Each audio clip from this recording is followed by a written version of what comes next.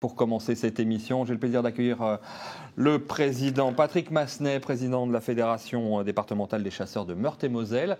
On va évoquer avec vous, Patrick, bonjour président.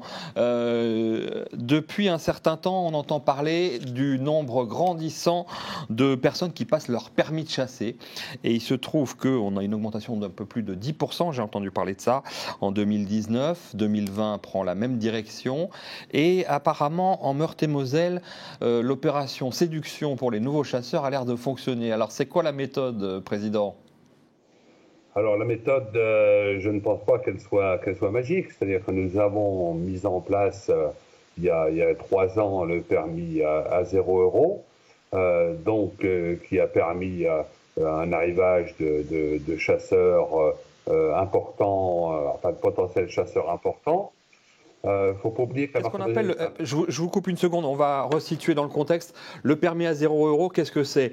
On rappelle que c'est pas, on n'offre pas le permis pour 0 €, on ne le donne pas le permis de chasser, on est bien d'accord ? Non, tout à fait, on le passe, mais les frais d'inscription, les frais qui ont trait avec les achats de CD, etc., tout est gratuit en Meurthe-et-Moselle. On demande juste un chèque de caution de 50 € pour que le candidat passe l'épreuve d'examen.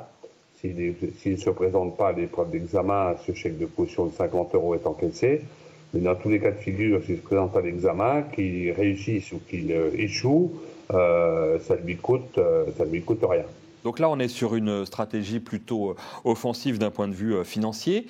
Qu'est-ce que vous faites d'autre en termes de communication pour avoir cette augmentation du nombre de personnes qui passent le permis de chasser ? Combien réussissent et combien finalement restent dans le giron des chasseurs ? Alors bon, en premier lieu, il faut rappeler que la Meurthe-et-Moselle est un département peuplé. C'est-à-dire, c'est pas parmi les plus peuplés, mais il y a quand même 750 000 habitants, avec une métropole importante qui est la métropole nancéenne, qui compte environ 400 000 habitants. Donc le potentiel est important. Donc nous avons mené des campagnes d'affichage dans le département. On a aussi utilisé tous les moyens urbains de la métropole, avec de l'affichage derrière les bus, les transports en commun, et ça a donné beaucoup de résultats.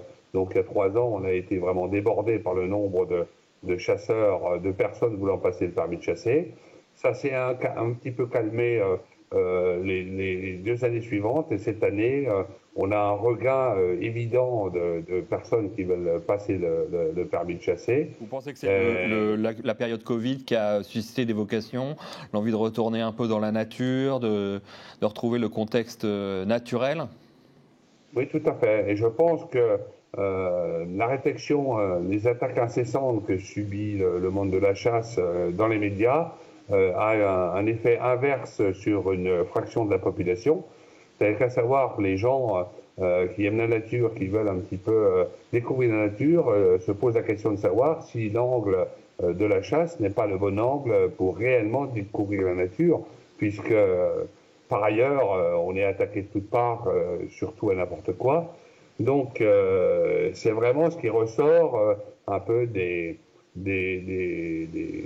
questionnaires. Il y a d'autres départements comme le vôtre qui ont eu des bons résultats. On pense à la Dordogne, la Gironde, le Pas-de-Calais, la région parisienne aussi. On a aussi une belle proportion de femmes qui viennent se mettre à la chasse. On en avait parlé dans une émission précédente. Il faut se réjouir évidemment de cet engouement, on va dire, féminin aussi pour la chasse.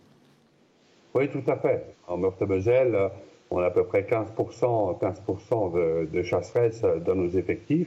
Et tous les ans, ça augmente. Tous les ans, on voit souvent des familles, des couples, c'est le cas d'une famille où ils sont venus, le mari, l'épouse et les 2 enfants, d'un seul coup, c'est intéressant.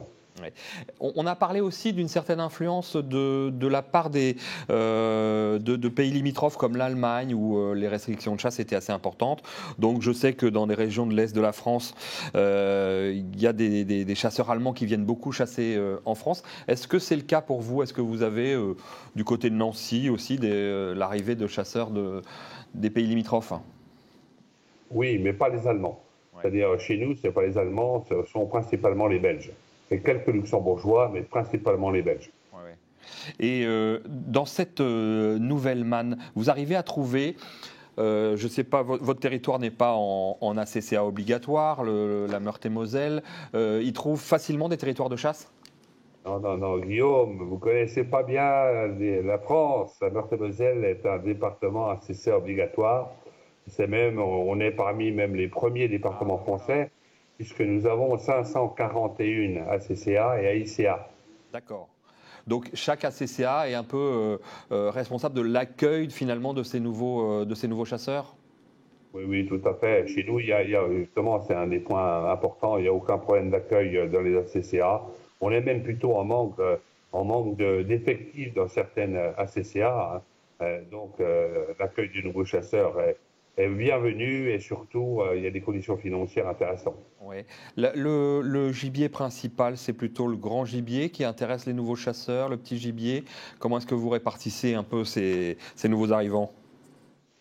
Alors, la répartition, naturellement, on est principalement un département à grand gibier, mais la Meurthe-et-Moselle est un département très important sur la chasse des migrateurs.